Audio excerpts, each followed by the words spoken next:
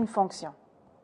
C'est une relation entre deux variables selon laquelle chaque valeur de la variable indépendante est associée à au plus une valeur de la variable dépendante. Si on regarde les exemples, les relations qui sont là sont des fonctions car chaque valeur x de l'ensemble de départ est associée à au plus une seule valeur y de l'ensemble d'arrivée. Visuellement, et c'est un truc que je te suggère de faire, c'est de prendre ta règle et de balayer de gauche à droite le graphique.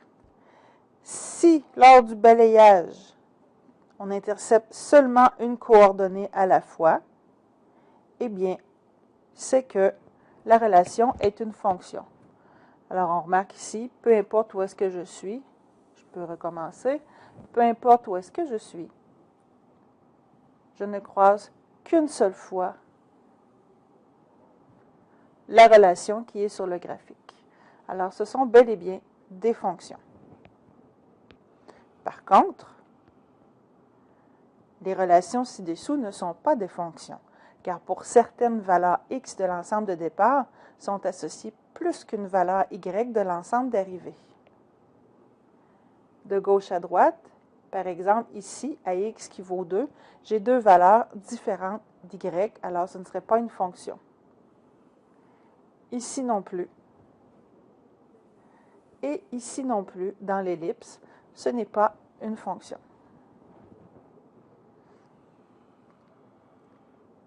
Sous forme table de valeurs, la première est bel et bien une fonction, mais pas la deuxième. Ce n'est pas une fonction car il y a une valeur de la variable indépendante, la valeur x qui vaut 1, qui est associée à plus d'une valeur de la variable dépendante.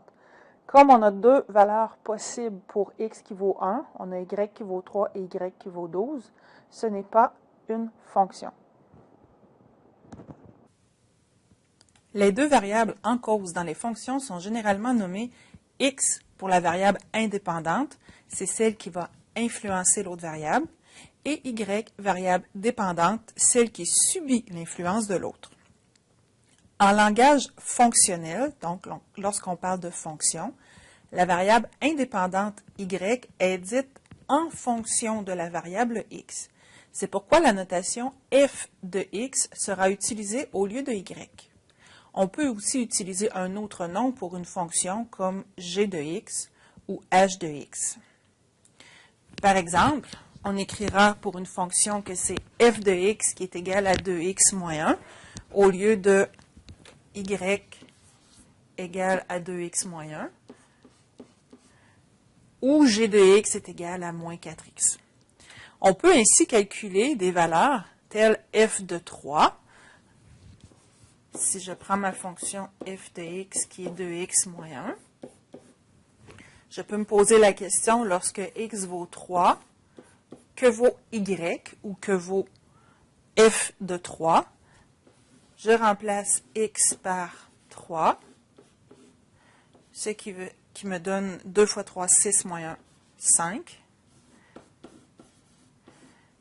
Ce qui voudrait dire que j'ai le couple x qui vaut 3 et y qui vaut 5 dans cette fonction. Alors, on voit ici que en calculant une valeur précise à x, exemple ici 3, on obtient la valeur de y qui lui correspond. On peut aussi chercher un x pour une valeur de y. Je reprends ma fonction f de x. Et cette fois-ci, je veux savoir quand est-ce que f de x vaut 3. Je remplace f de x par 3 cette fois-ci. Et j'isole le x. J'effectue plus 1 de chaque côté. Et ensuite, je divise par 2. Ce qui veut dire que j'aurai le couple 2, 3 aussi dans la fonction f de x.